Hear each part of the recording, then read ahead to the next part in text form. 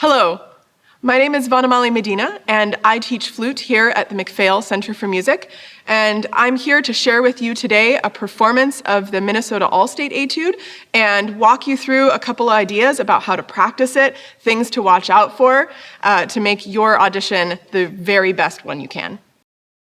So, starting out, I'm looking at the tempos. I think this is such a really cute piece, allegro scherzando, which means a little quick, but also jokingly or playfully.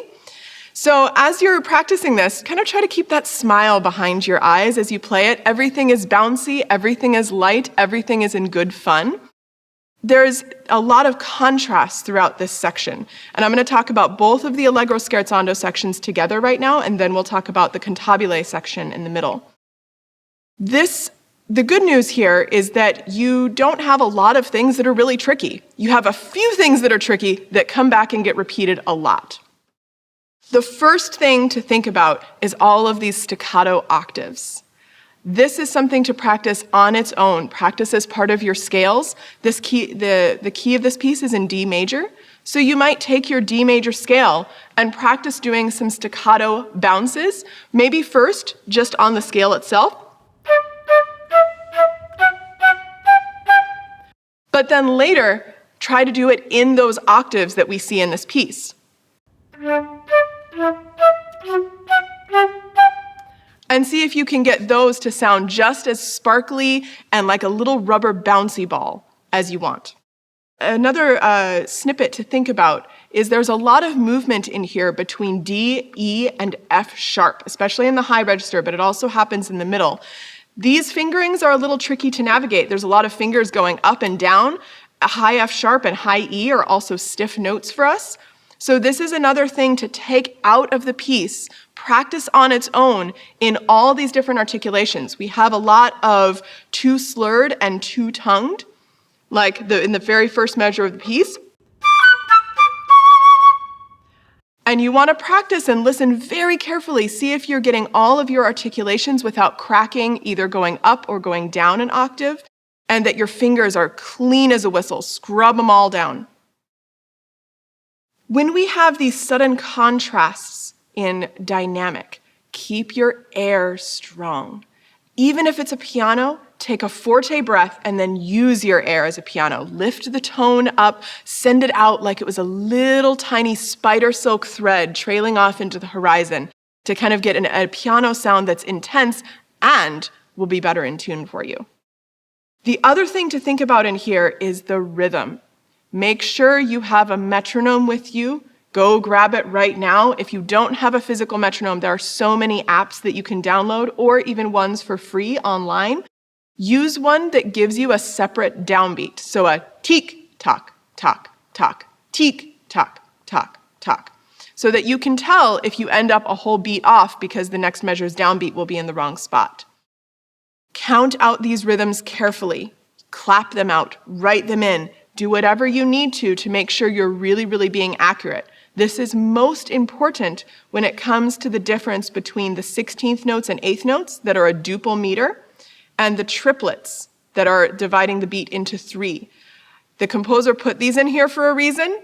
They're going to be listening to make sure that you are really aware of the difference between da, da, dee, da, dee, da, da, dee, da, da, dee, da, dee, da. This is another thing you could practice on other etudes or scales, switching back and forth between them. Other than that, on the scherzando, think about when you have downbeats, nice, strong, clear articulation, da with the tongue, and really strong core that helps the sound bounce and sound really round. Next, we'll talk about the molto cantabile section, very singingly. This is a complete style change from the rest of the piece. This is so much fun. I love etudes like this because they give you the chance to be so many different characters so quickly. In here, there's a lot of big intervals and leaps. This is something else to practice on its own. Are you sensing a theme yet? So these first leaps, practice your octave leaps in slurs.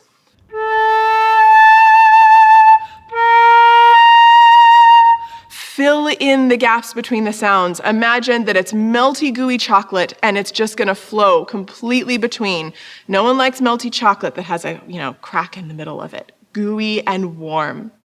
We have a little bit more contrast between our triple and duple here. And we also have these big intervals are going to be a challenge for intonation. As you're doing those octave slurs or other intervals and practicing them, have a tuner off to the side. Check out where you are. If you're finding that you're really sharp on your high notes, think really tall, drop the jaw, create lots of space in the mouth and lots of space in the chest. If your posture is small or is crunched or you have tension here, that tension often translates into extra sharpness on the tuner. When we get to this agitato section that's in measure 15, this is another little change in character. So we've had this singing, kind of gooey, almost mournful few measures, and all of a sudden you're going to change on a dime and be playful and maybe a little bit apprehensive. Bum, bum, bum, bum. Here's our staccato eighth notes, our octaves again. The last thing to think about on this piece, the very end, the final measure, your high D, make it big and strong and a proud sound, and then instantly change to your piano color, lift the sound up and out, boo-doo-boo. Check your rhythm carefully. That's your last triplet there, and you want to make sure it sounds like a triplet, da-da-da-da-da-dee-da, versus 16th notes or 8th notes. I hope you have a lot of fun learning this piece. I hope you have fun performing it. It's charming, and it plays so nicely to what the flute does well, all of our brightness and bounce and warmth. Good luck with your audition, and we'll see you later.